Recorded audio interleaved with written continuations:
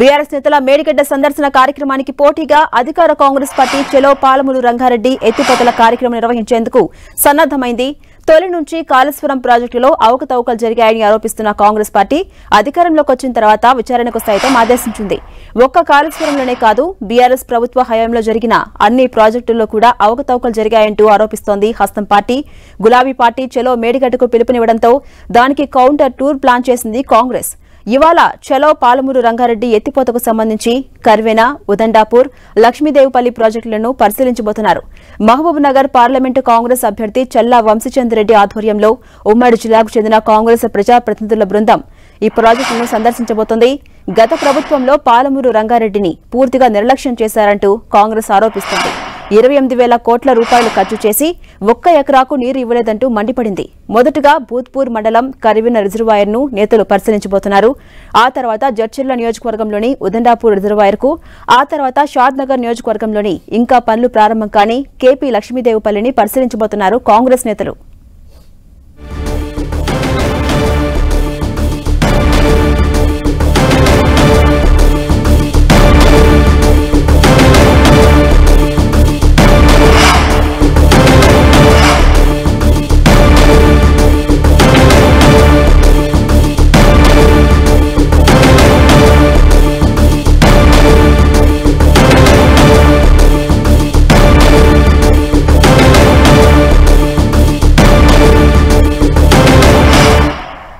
ఇదే అంశంపై మరింత సమాచారం మా ప్రతినిధి ప్రతాప్ అందిస్తారు. ప్రతాప్,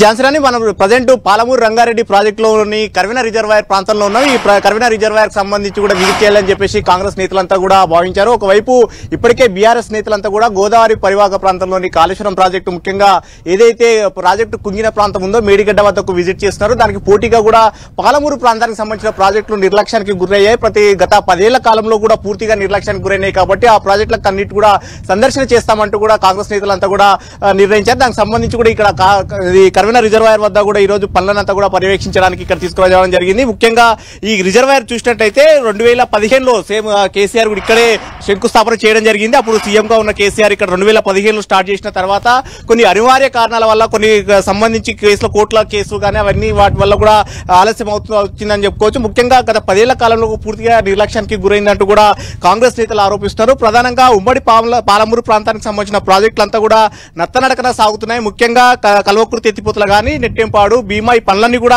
ఇంకా పూర్తి స్థాయిలో గతంలో కాంగ్రెస్ ప్రభుత్వంలో చేసిన పనులకి కానీ మిగతా పనులు కూడా కంప్లీట్ కావట్లేదంటూ కూడా ఆరోపణలు చేస్తున్నాయి. ముఖ్యంగా పాలమూరు రంగారెడ్డికి సంబంధించి చూసినట్లయితే మొత్తం మీద ఈ రిజర్వాయర్ పనులు కూడా ఎక్కడ కూడా ఇన్కంప్లీట్ గా అవుతూనే ఉన్న పరిస్థితి ఉంది. మనం ప్రజెంట్ మొత్తం ఇది 19 ప్యాకేజీలుగా విభజించిన నేపథ్యంలో ప్రజెంట్ మనం 13th ప్యాకేజ్ వద్ద ఇక్కడ ఈ కర్వెన రిజర్వాయర్ ను 3 ప్యాకేజీలుగా విభజించిన పరిస్థితి ఉంది. ఇక్కడ ఇన్కంప్లీట్ గా వర్క్స్ అనేది కూడా కంప్లీట్ కాలేదు. ఈ వర్క్స్ అనేది కూడా పూర్తిగా కంప్లీట్ కాకుండా నిర్లక్ష్యానికి గురయ్యాయంటూ కూడా కాంగ్రెస్ నేతలు ఆరోపిస్తున్నారు. ప్రధానంగా దీనికి సంబంధించి కూడా దాదాపు లక్షలాది ఎకరాలకు, దాదాపు 12-14 లక్షల ఎకరాలకు ఆయకట్టుకు నీరు అందిస్తామని చెప్తున్నారు. పాలమూరు రంగారెడ్డికి సంబంధించి ఇప్పటివరకు కూడా పనులు కంప్లీట్ కాలేదంటూ కూడా ఆరోపణలు చేస్తున్నారు. దీనికి సంబంధించి ఈ అంశాలు ఈ పాలమూరు రంగారెడ్డికి పూర్తయితే దీని నుంచి కూడా మనం ఇక్కడ నుంచి ముందుకెళ్తే ఒక ఒట్టెం రిజర్వాయర్ ఉంటుంది, అక్కడ నుంచి కూడా డిండికి డైవర్షన్ చేయాలని మొదట్లో భావించారు. కానీ ఆ పనులు ఏవి కూడా ఇన్కంప్లీట్ అవుతున్నాయి పరిస్థితి ఉంది. కాబట్టి మొత్తం మీద పాలమూరు రంగారెడ్డికి సంబంధించిన పనులు పూర్తి కావట్లేదు. మొత్తం మీద ఇక్కడ ఆయకట్టుకు అందించాల్సిన నీరు ఇక్కడ కూడా రావట్లేదంటూ కూడా ఆరోపణలు చేస్తున్న పరిస్థితి ఉంది. ముఖ్యంగా ఇక్కడ ఈ పనులు అయితే చూసినట్లయితే మనం విజువల్స్ లో కూడా చూడొచ్చు, ఇన్కంప్లీట్ గా ఉన్నాయి. ఇంకా దాదాపుగా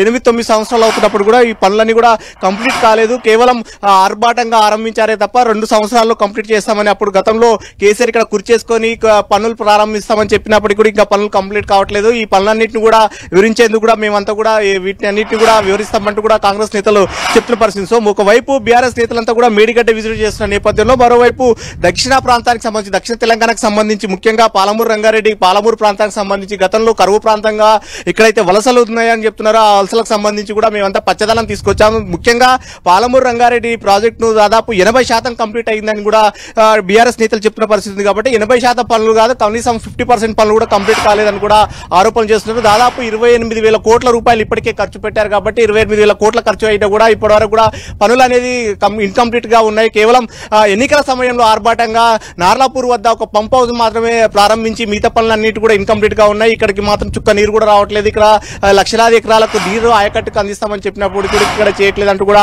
ఆరోపణలు చేస్తున్నారు. ముఖ్యంగా ఇక్కడ రైతులకు ఏవైతే హామీలు ఇచ్చారో, ముఖ్యంగా దీనికి సంబంధించి ఇక్కడ ఎవరైతే పొలాలు కోల్పోయారో వారికి అందరికి సంబంధించి ఇంటికి ఉద్యోగం ఇస్తామని గతంలో హామీ ఇచ్చారో ఆ హామీని కూడా నిలబెట్టుకోలేదని చెప్పేసి పెద్ద ఎత్తున రైతులు కూడా ఇక్కడికి రావడం జరిగింది.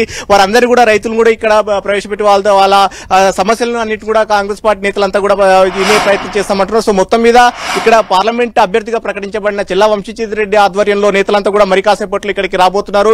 ఇక్కడ ఉమ్మడి మహబూబ్నగర్ జిల్లాకు సంబంధించి ముఖ్యంగా ఎమ్మెల్యేలు పాలమూరు పార్లమెంట్ అంటే మహబూబ్నగర్ పార్లమెంట్ సంబంధించిన 7 అసెంబ్లీలలో కూడా 7 మంది కూడా కాంగ్రెస్ పార్టీకి సంబంధించిన ఎమ్మెల్యేలు గెలుపొందారు కాబట్టి వారందరూ కూడా ఇక్కడికి రాబోతున్నారు అంటున్నారు. సో మొత్తం మీద ఇక్కడ నుంచి నేరుగా ఇప్పుడు ప్రజెంట్ కర్వెన రిజర్వాయర్ వద్ద ఉన్నాం. నెక్స్ట్ దీని తర్వాత ఇది ప్రజెంట్ ఈ కర్వెన రిజర్వాయర్ అనేది దేవరకద్ర నియోజకవర్గం పరిధిలోకి వస్తుంది. నెక్స్ట్ జడ్చర్ల నియోజకవర్గంలోని ఉదండాపూర్ రిజర్వాయర్ వద్దకు తీసుకెళ్తామంటున్నారు. ఆ ఉదండాపూర్ తర్వాత నెక్స్ట్ కేపీ లక్ష్మీదేవిపల్లి దగ్గరికి షాద్నగర్ నియోజకవర్గం పరిధిలోని కేపీ లక్ష్మీదేవిపల్లికి విజిట్ చేస్తామంటున్నారు. సో మొత్తం మీద దీనికి సంబంధించి కూడా ఇక్కడ కేవలం కొన్ని పనులు జరిగాయి. కర్వెన రిజర్వాయర్ సంబంధించి ఉదండాపూర్ సంబంధించి ఇంకా చాలా తక్కువగా పనులు జరిగాయి. కేపీ లక్ష్మీదేవిపల్లికి అయితే కనీసం ల్యాండ్ అక్విజిషన్ భూసేకరణ కూడా కంప్లీట్ కాలేదు. అక్కడ ఎలాంటి ఒక చిన్న పని కూడా పూర్తి కావట్లేదు. కానీ 80% పనులు కంప్లీట్ అయ్యాయి అంటున్నారు కదా, ఎక్కడ ఎలాంటి పనులు అయ్యాయి అనేది కళ్ళ కట్టినట్లు చూపిస్తామంటారు. సో మొత్తం మీద చూడాలి. మరి కాసేపట్లో కాంగ్రెస్ నేతలంతా కూడా ఇక్కడికి చేరుకోబోతామంటున్నారు.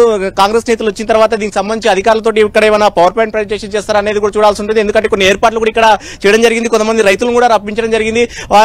వారి ఎక్కడే వాళ్ళు ఏవేవైతే ఇబ్బందులు ఉన్నాయో రైతుల ఇబ్బందులతో పాటు ఇక్కడ జరిగిన పనులన్నింటిని కూడా పురోగతిని వివరిస్తామంటూ కూడా చెప్తున్న పరిస్థితి ఉంది. జాన్సన్ అంటే ప్రతాప్, ఎగ్జాక్ట్ గా ఎన్ని గంటలకు కాంగ్రెస్ నేతల బృందం అక్కడికి చేరుకోబోతోంది? అలాగే వంశీచంద్రెడ్డి ఆధ్వర్యంలో ఎన్ని గంటల పాటు అక్కడ పర్యటించబోతోంది?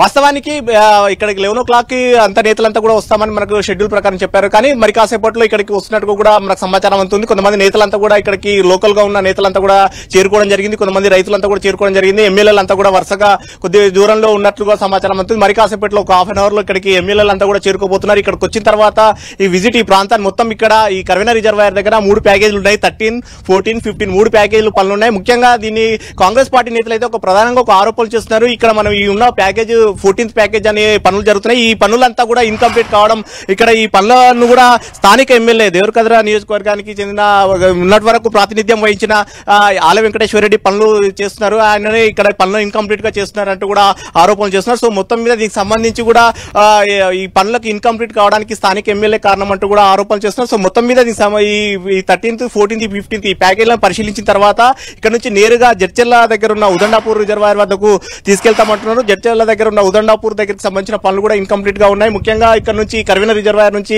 ఉదండాపూర్కి వెళ్లే ఒక లింక్ కాలువ ఉంటుంది. దానికి సంబంధించి కూడా పనులు కంప్లీట్ కాలేదు. ఆ అంశాలను కూడా ప్రధానంగా ప్రస్తావించే అవకాశం ఉంటుంది. ఆ తర్వాత నెక్స్ట్ ఉదండాపూర్ తర్వాత అక్కడ R&R కు సంబంధించి కూడా కొన్ని సమస్యలు ఉన్నాయి. అక్కడికి సంబంధించి కూడా కొంతమంది రైతులు ఆందోళన వ్యక్తం చేస్తున్న పరిస్థితి ఉంది.